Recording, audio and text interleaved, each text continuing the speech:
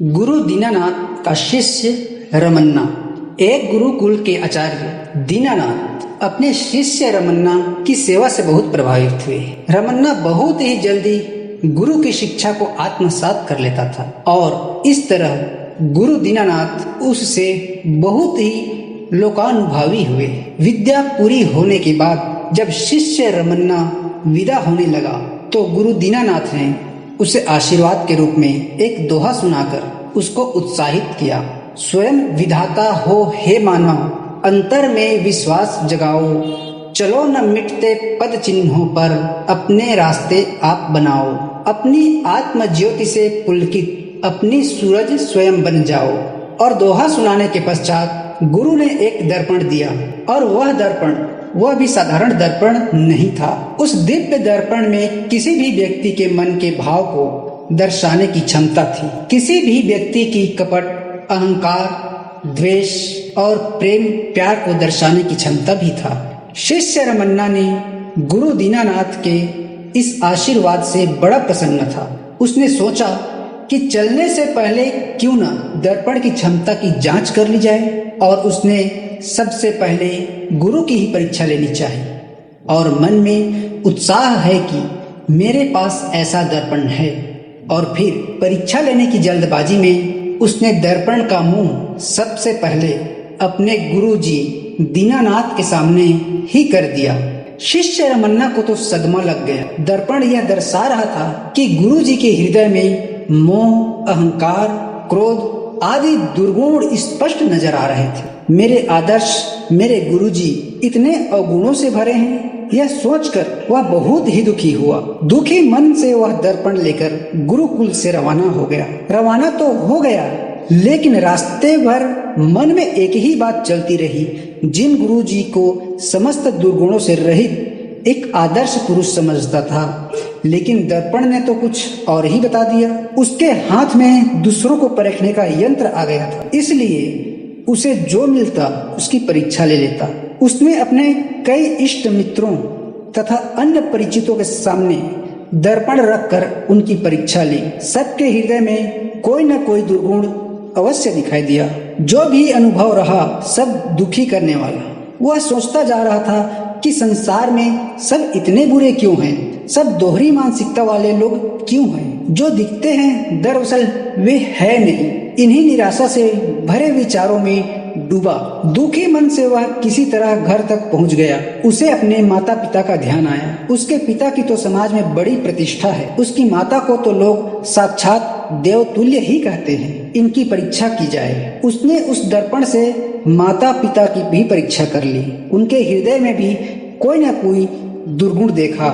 ये भी दुर्गुणों से पूरी तरह मुक्त नहीं है। संसार सारा मिथ्या पर ही चल रहा है। अब उस शिष्य के मन की बेचैनी सहन के बाहर हो चुकी।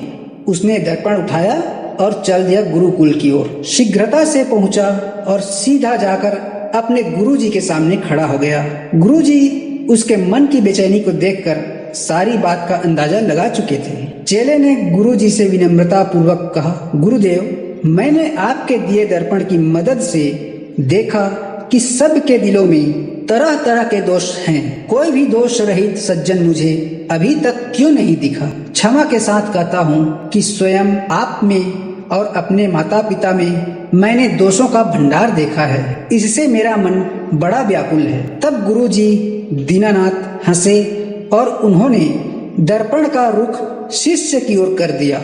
शिष्य दंग रह गया। उसके मन के प्रत्येक कोने में राग, द्वेष, अहंकार, क्रोध और जैसे दुर्गुण भरे पड़े थे। ऐसा कोई कोना ही न था जो निर्मल हो। गुरुजी बोले, बेटा, यह दर्पण मैंने तुम्हें अपने दुर्गुण देखकर जीवन में सुधार लाने के लिए दिया था, न कि दूसरों के दुर्गुण खोजने के लिए। है शिष्य रमन्ना, यदि तुम सच में ही बदलना चाहते हो, सच में ही अपने अंदर की रूपांतरण लाना चाहते हो, तो गलत गुरु के पीछे चलकर भी बदल जाओगे। और यदि बदलना नहीं चाहोगे तो सही गुरु के पीछे चलकर भी नहीं बदल सकते हो। यदि तुम्हारी आत्मा और तुम्हारा हृदय तुम्हारे प्रयास में है तो तुम्हारे सिवाय तुम्हें और कोई भी नहीं भटका सकता। और तुम्हारी अपनी प्रवचनाओं के सिवाय और कुछ भी तुम्हारे विकास में बाधा नहीं है। जब मैं कहता हूँ कि कोई गलत गुरु, कोई गलत विधि, कोई गलत सिद्धांत भी तुम्हें रूपांतरण की ओर ले जा सकता है, तो मेरा अर्थ है कि रूपांतरण किसी विधि द्वारा नहीं घटता, तुम्हारे समग्र प्रयास से ही घटता है। जितना समय तुमने दूसरों के दुर्गुण देखने में लगाया, उतना समय यदि तुमने स्वयं को सुधारने में लगाया होता तो अब तक तुम्हारा व्यक्तित्व बदल चुका होता। मनुष्य की सबसे बड़ी कमजोरी यही है कि वह दूसरों के दुर्गुण जानने में ज्यादा रुचि रखता है, स्वयं को सुधारने के बारे में नहीं सोचता। इस दर्पण की यही सीख है जो तुम नहीं समझ सके। कितनी बड़ी बात कही उन्होंने। बेशक संसार में दुर्गुणों की भरमार है, परंतु हममें भी कम अवगुण तो नहीं है। किसी और में दोष खोजने से बड़ा अवगुण क्या है। संसार में शायद ही कोई ऐसा इंसान होगा जिससे कभी कोई भी गलती ना हुई हो, क्योंकि गलती करना मनुष्य का स्वभाव है। भूल होना प्रकृति है, ज्ञान होना संस्कृति है और सुधार लेना प्रगति है। जब जागो तब सवेरा। पर्युषण पर्व के पहले दिन क्षमा थी जो धर्म की नींव थी, और अंत में दिन भी क्षमा है जो धर्म का कलशारोहण है। क्षमा असमर्थ व्यक्तियों का गुण है और समर्थ व्यक्ति का आभूषण है। क्षमा शब्द का अर्थ है जो आत्मा को क्षय होने से बचाए। यदि हम स्वयं में थोड़ा थोड़ा करके सुधार करने लगे तो हमारा व्यक्तित्व परिवर्तित हो जाएगा।